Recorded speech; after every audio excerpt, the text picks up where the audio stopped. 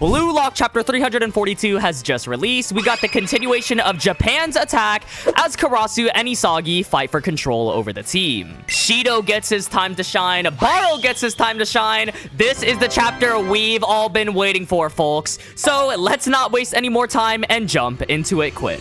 The chapter picks up with a demon aura on the field, not even 1 second in, and we already summoning demons, bro. What is going on? We see Karasu smiling after his pass to Shido, Isagi looking forward as well, as he calls out that Karasu is using Shido as his main weapon. Two France players are standing in front of Shido as he says, "Here we go, his cells are popping," making a freaky face. We see Charles in the next page running alongside Isagi, and bro is kicking his feet in the air, laughing that Shido is here. Isagi hits my man with the side eye, and Charles smiles, recalling how it's just like the Neo Egoist League. He knows since he was on the same team as Shido that he wants a combination with Karasu. We see a little flashback of the PXG roster with Shido running in towards Moist Critical and Camus also pulling up for the 1v2. But before they can jump him, Shido weaves Moist Critical, blocking him with one hand and hopping over his foot, getting to the ball before Camus could while holding him back. And Shido feats that aren't just shots. I've waited for times like these. This is a generational moment. Somehow his skydive training paid off here. We then get some dialogue from Karasu, who says before Hugo comes, they'll finish this with a fast break. Honestly, what I'm hearing here is that Hugo is hitting the Hall of Fame ranks, because Karasu did not even mention Loki here.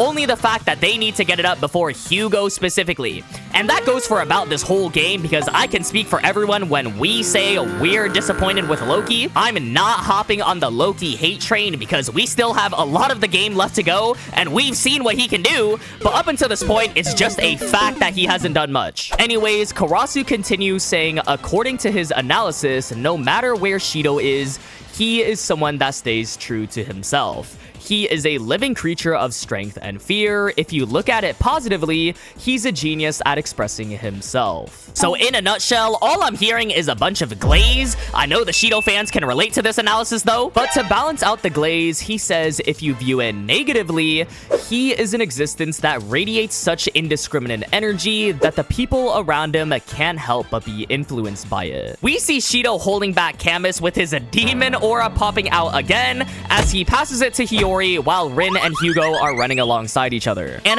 finally, that's where Rin is. I was looking everywhere in the last chapters for bro, and Rin was nowhere to be seen. But now he's finally making an appearance, albeit a small panel. Karasu this whole time is saying you either have to change yourself to match Shido, or you oppose him. There is no other way to communicate with him, as Shido smiles too. Isagi in the next page is now giving us his inner thoughts, with him saying he sees. Thinking back on it, he's never been able to create a chemical reaction with Shido, and then asking himself if it's because he adapts too much to the opponent. He answers himself saying no, it's because he's definitely trying to devour the opponent to go for the goal himself. But the way Karasu plays is different from him. No matter who his opponent is, Karasu can always keep an easy to manage distance from them. He can move in close or pull away. He's an independent and a balanced player compared to him. All while Isagi is saying this, Hiyori hits another pass with Karasu chest trapping it, and Isagi wrapping up his yap session saying the unique mentality of not being swayed by Shido's influence pierces through at this stage. If you can't tell, this is a yap heavy chapter because Karasu jumps in saying that understanding Shido's demands and imagery is only something he can pull off because he's more cold and detached than anyone else. So Karasu giving himself a pat on the back, self-glazing by saying he's the only one that can understand Shido, but he makes a comment saying it's not like he wants to play like this though. Shido is hitting the dash past Gabon, who says, oh crap, a fast-paced run from the blind spot. And I never understood this, like bro's calling out that Shido's coming in from behind, yet feels like it's more important to announce it to the world first? Like, do something about it, man. This is the same energy as people who record instead of helping. Anyways, we see Karasu activate his Metavision eyes, with him saying using Shido as a piece, Karasu will win against Isagi and make a winning path for a change in power as he sends it flying towards Shido. And there is a lot to unpack here, y'all. First of all, Karasu really going for the Isagi takeover. He's really out here trying to be the big dog, and it's low-key working working? Now the ball is headed towards the demon as well, who says all that's left is to shoot it in. A simple little job. But whenever something is said to be easy, we know it's the exact opposite. As a Julian Loki comes out of nowhere to block Shido, activating Instinct Eyes as well. And oh nah, Shido got hit with the "he's right behind me, isn't he?" look. Loki takes some time to tell Shido he knows all about his abnormality, because after all, he is his former master, using his hand to block Shido. This takes Shido off guard, and Karasu reaches Kuso levels of shocked as he can't believe that Loki caught up in time. But Shido is different because he sees this and just smiles, acknowledging that he's so goddamn fast. But it's not over yet because the ball is still in the air and it's truly a 50-50 split-second dead heat. Loki looks up at the ball, Shido is just yelling, and both of their eyes are glued to it as they realize whoever touches the ball first wins. So it's all up for grabs. Will Loki finally do something and get the ball first, or will Shido reach it before him? With the answer being none of them, as a barou Shoei steals the ball instead by goddamn flying to it first, as his lion aura comes out munching on Karasu's crow like it's good eats. I will say, Barou damn knows how to make a good entrance. Shido is gritting his teeth, and Loki, what are you staring at, bro? Get your head in the game, gang! Bro is staring at the grass pitch. Barou then drops some straight fire, saying, "It's you, you total cell explosive bastard," as his predator eye activates too. The lion is hungry and waited for his time to strike. Shido, confused, just says, "Huh?" as this is pretty much their first interaction on the pitch together, which I'm a happy camper seeing, and Barou says, "You're the one taking Isagi's place." We see his foot plant, and he shoots for it immediately, saying the new king of BLUELOCK is him, as Loki is wide eyes open, and same with Shido. None of them were expecting this. Isagi is watching too, as he just says Barou's name. The goalkeeper reaches for it, but we see it in the back of the net. Barou Shoei has scored the second goal for BLUELOCK. He jumps into the air, spreading his arms, and yells into the crowd. Everyone hyped in the background too. The commentators say he's hunted it down. Barou Shoei with the super goal. And this reaction is all of us. We got our hands up celebrating Barou. This just puts a smile on my face, man. 3 years. It's been 3 years since Barou's last goal. This is just peak cinema. But I will say, the last chapter with Barou looking for a new target kind of gave us a clue on him being the one scoring. I even said this myself last video, not to toot my own horn, but still an unexpected goal regardless to bring us back to a tied score, and now we see the reactions, as the commentators break it down, saying it was a lightning-fast counter from an interception of Shido's pass. The signal of the counter-attack comes from this man, Barou. While all the cheering and celebration is going on, though, Isagi is just standing there, not showing 1 ounce of happiness, as he starts to break down the goal. He first addresses how Barou cut him off because he was useless to him, and he took Karasu's Shido-centered strategy and replaced it by devouring Shido. Shido then gives his reaction to the goal, angrily smiling at Barou with veins popping, saying that he's impressive, but pretty much calls him a hyena for stealing his goal. I know every Shido fan mad as hell too that Barou scored instead, but Barou just says if he's so frustrated, then try devouring him back and score a goal himself. So Barou standing on business. I mess with it. Isagi continues dialoguing over both of them though, saying the double jokers, they handed themselves over to him. BLUELOCK's new ruler is Karasu, and Isagi just gave Karasu the biggest aura lob in history because he smiles and tells them to keep going, double jokers. He'll pull the strings for the leading actors. In his mind, Isagi ponders on a question. Could it be that the team is stronger than the one where he is number 1? Is his place here disappearing? Oh, brother, I can already feel the slander coming like a 5th sense. The Isagi haters are rubbing their bellies, laughing hearing him saying this. This feels a lot like when Kaiser got the Bastard team overtaken by Isagi, and I'm wondering if this is a direct parallel to that too, because we see Karasu looking back at Isagi just like he did. And this panel is tough as hell. The double jokers facing forward as Karasu looks back at Isagi with his feathers replacing the blue blue lock symbol.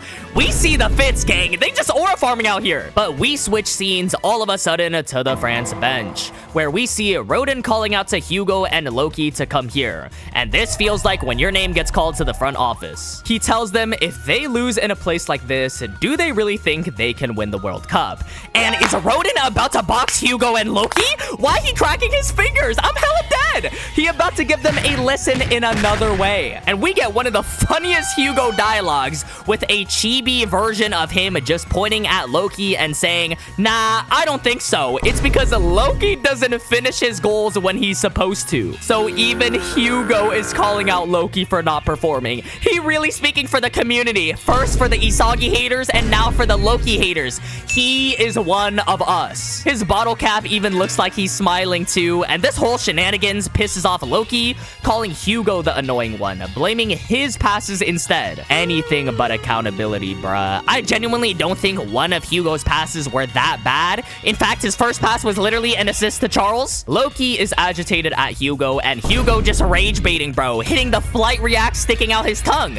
And the coach tells them it's time for a formation change, demanding them to be more bold and aggressive. He tells them both to show him their talent, and Loki says, yes, coach, you don't even need to say it. So it might be time to see a locked-in Loki, y'all. Hugo says, gotcha, and the bottom of the page says Vivian Hugo knows, which if you didn't know, this was revealed to be his full name. And as the game restarts, Loki passes the ball to Hugo, but continuing with what Hugo knows, he dialogues that in the same era, same country, the fact that he was able to meet Julian Loki, this is destiny. He just knows it. And we get a huge reveal of a flashback, seeing a younger Hugo and Loki. So next chapter, we're diving into the number 1 and 2 of France, but that means that this chapter ends off there. But hold on, folks, because the next chapter title is called Vivian Hugo.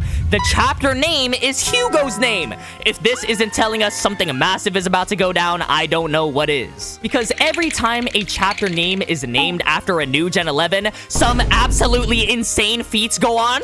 Bunny's chapter name had a goal in it. Itoshi Sai's chapter name had a goal in it. Hugo is about to pull something insane. He's coming, y'all. Anyways, I genuinely gotta give a round of applause to Kaneshiro, because how does he keep making the France game better and better? You got Barou's goal, you got Isagi and Karasu fighting for possession over BLUELOCK, Loki and Hugo potentially teaming up as well, with a backstory as a cliffhanger. Yeah, actually peak cinema. So let's dive into my thoughts for this chapter. Now, first and foremost, I love that Barou scored here in literally the most Barou way possible, coming in at the last second when no one expected it and devouring Shido to get the goal. I would say this is probably my second favorite goal from Barou besides his nutmeg goal in Ubers. I know Shido kinda got snubbed, and even though some people managed to predict that Barou was gonna score first, I think this twist of Barou scoring was still the better decision. It was less obvious that Barou was gonna score because we had that Shido cliffhanger, and we still have a few more chapters left of this game, so Shido could easily score in one of those chapters. So for the Shido fans, just hold on. I know some of y'all got their pitchforks out because it was stolen, but something just as important that we need to talk about is Loki. Now, with that cliffhanger, him telling the coach that he's pretty much locking in, I think this is where we can finally see him doing something of substance. Up until this point, this chapter, he's been more used as like bait, and he hasn't really shown us anything of what he's capable of. Everything we saw before of him in PXG, him in the World 5 game, wasn't really shown yet in this game. So it's an understandable crash out on Loki. He is disappointed time and time again, and it's a fact. Like I said before, I'm not gonna hop on the Loki hate train. I've seen so many people call him frauds. I've been saying he's gonna do something towards the end though. And even though that sounded like copium with everyone calling him frauds, I think this backstory pretty much confirms that we're gonna see something from him. Maybe Hugo hits an insane pass to Loki because their backstories are linked to each other. So although the next chapter name is called Vivian Hugo and it will be centered more around Hugo, it should be about their compatibility of being a number 1 and number 2, a goal scorer and a passer. Now we gotta address the elephant in the room of Isagi Yoichi. My man is absolutely going through it right now because he's made a realization that BLUELOCK may be better off without him as the number 1, which means the Isagi downfall is literally continuing, and he's gonna have to do something really soon